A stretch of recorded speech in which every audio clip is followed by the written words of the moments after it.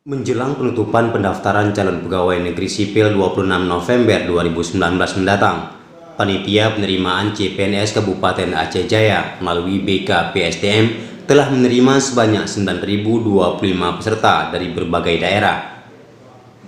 Dari jumlah 9.025 pendaftar calon pegawai negeri sipil di Kabupaten Aceh Jaya, yang paling banyak diminati dari formasi yang ditetapkan antara lain disiplin ilmu kebidanan 1.588 pendaftar, sedangkan yang dibutuhkan hanya 9 orang.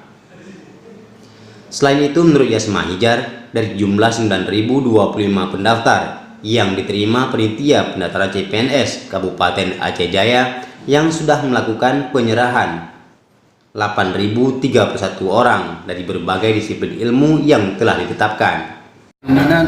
Di formasi bidan.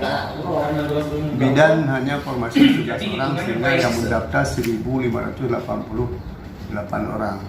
Kalau penjuru pertanian, formasi yang diberikan oleh Depan hanya 12 orang, tapi pelamarnya 1.321 orang. Teknik arsitektur 29 orang. Formasi yang mendaftar 548 orang. SKM 9 orang, yang mendaftar 883 orang.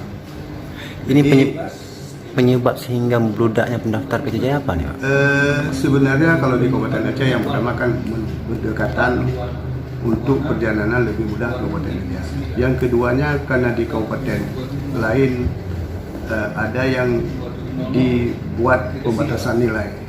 Kalau di luar kabupaten yang bersangkutan diterima 2,5 untuk putra-putri daerah, sementara di luar kabupatennya dibuat 3,0. Jadi makanya sementara untuk Kabupaten Aceh Jaya tidak ada perbatasan.